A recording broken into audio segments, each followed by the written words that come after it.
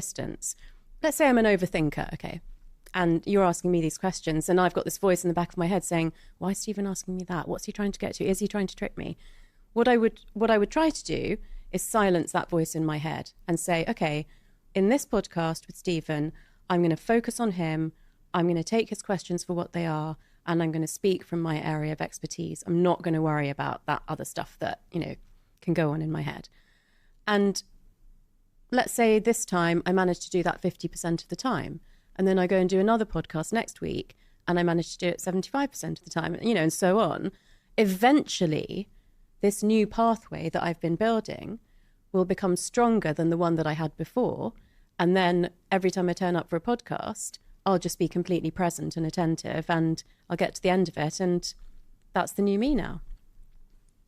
So behaviors that we repeat. So let's starting at the beginning of those 3 steps. The first step is becoming aware of the pattern in our lives. The second step is becoming really cognizant of the pain or the consequences of that pattern. Mm-hmm. And the third step is kind of like setting an intention for who we want to become, mm-hmm. and the goals we have, and then practicing it as much as possible. Yeah. And that is the 3 steps to... The fourth, it's not a step, but okay. The fourth factor is accountability. Okay. Because most people left to their own devices will give up on that process when it feels too hard. That's step 3. Yeah. So, with years of practice and journaling, I have become better at holding myself accountable. But for most people, there's got to be some external. So it could be a friend. One of the reasons I'm a big fan of doing these action boards is that there's a very tangible thing in front of you that with images of what you said you wanted to achieve this year, which you can clearly, and your friends and family can see at the end of the year, whether you did or you didn't. And, of course, you can have an actual professional person that is there, like your language teacher, to hold you accountable to... We're going to have to edit this out because you really are pushing this. You've got an agenda here. I've been really... You talked earlier about, just a second ago, about how when you're trying to create a new pathway, if there's an existing one mm-hmm. that is very well established from your childhood, mm-hmm. it's increasingly harder. So I've always been unorganized. I grew up in a home that looked like an atomic bomb had hit it. Yeah. It was just a shit show inside. It was an absolute mess.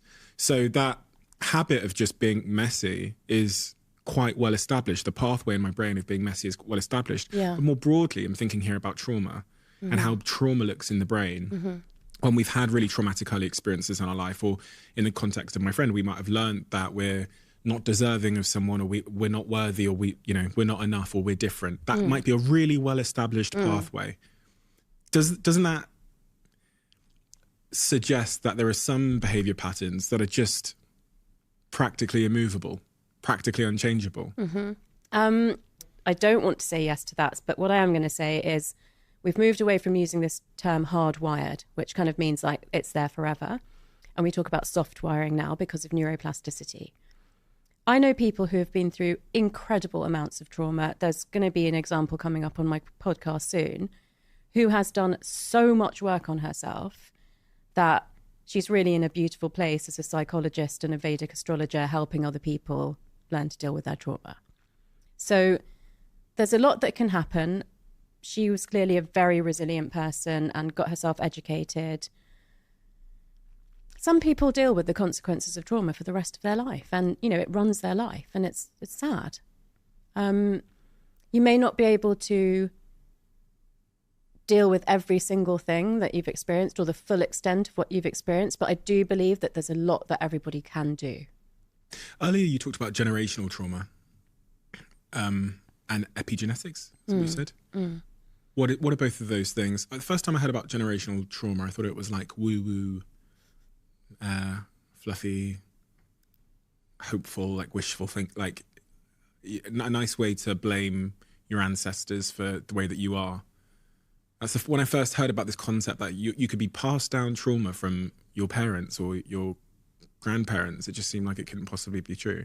Yeah, I know. I mean, it's a relatively new area of research. So I'm actually going to separate this into a few things. So generational trauma, and you can look this up, is related to specific times of acts that were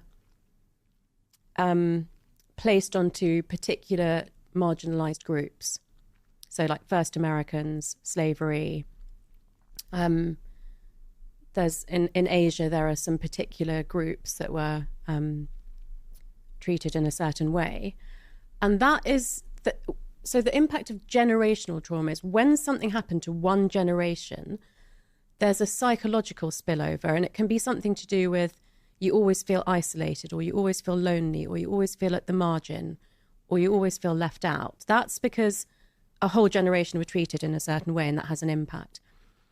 Intergenerational epigenetic trauma is about how some external event actually changes the expression of your genes. So we have a genotype and a phenotype. The genotype is your DNA. It doesn't change, but the phenotype is which bits get switched on and switched off. The most famous examples of this are the Holocaust and the Dutch famine, but there are other examples. And we are sufficient generations away from that now to have seen like 3+ generations changes in the stress responses. And it's not always bad. So sometimes people are more resilient because their grandparents or great-grandparents went through something terrible. Sometimes people are more anxious. And it's hard to know necessarily why things might go one way or another.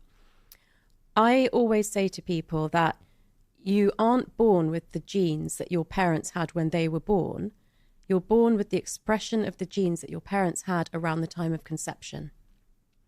And then, of course, your mother's stress levels through the trimesters of pregnancy. And this isn't meant to blame anyone for what happened in the past or how stressed they feel when they're pregnant. It's meant to raise awareness of the fact that if you have something in your family's history, or you did have a particularly stressful pregnancy, you can use neuroplasticity to improve the chances of your baby expressing genes that will be more helpful for them in life than if you didn't know about all of this stuff. So if you had a particularly stressful pregnancy, let's say, you're a woman who was really under stress when you were 8 months pregnant, how does that impact the baby? And what symptoms are you likely to see in that baby that it wouldn't have had otherwise? Okay, so I'm going to give you a really tangible answer before I take it back to the something we were talking about before. Imagine the mother's a heroin addict. Mm-hmm. That is affecting the baby, right? Yeah. And that's because they share the same blood supply. Yeah. So if the mother is stressed and she's got high levels of cortisol, then that cortisol is going through the placenta into the baby's blood supply.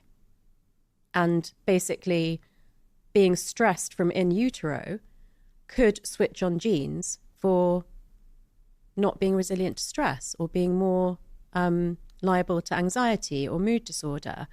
And it's already starting off, inflammation in this tiny baby that hasn't even been born yet. I know that sounds terrible, and I really don't want this to come across like all mums have to be completely zen and never get stressed, because that's just not reality. But, everything that you can do, of course, to manage your stress during pregnancy is helpful. But then completely understanding that if your child then starts to show any symptoms of anxiety or, inability to manage their emotions after an age where they should be kind of able to do that, you can introduce them to meditation. You can sit with them and talk to them about their emotions and how they're feeling. There are lots of really great books and videos that you can use to educate children about that kind of thing. I always say knowledge is power. And unfortunately, difficult things can happen to people in life. But every time something like that's happened to me, I've gone down a rabbit hole of, okay, what can I find that can help me to overcome this and be better? I was just thinking about, as you were talking about grief and the brain, the relationship between, what happens in the brain when we're experiencing grief and stuff. I was thinking about grief and heartbreak as strong emotions. So many of us, including one of my best friends, is recently grieving a relationship he's lost. And I've got another friend that's lost someone in their life who's passed away. And it's such an all-consuming force that seems to be resistant to advice. I just wondered if through your work you'd learned anything about grief in the brain and heartbreak in the brain. Yeah, so I think there's so many versions of grief that we've seen, particularly in the last few years, which is loss of sense of self, loss of someone through a relationship breakdown, and loss of someone through actual death. And it's interesting to hear you say, as a, you know, caring onlooker, that it's something that's so overwhelming and resistant to advice.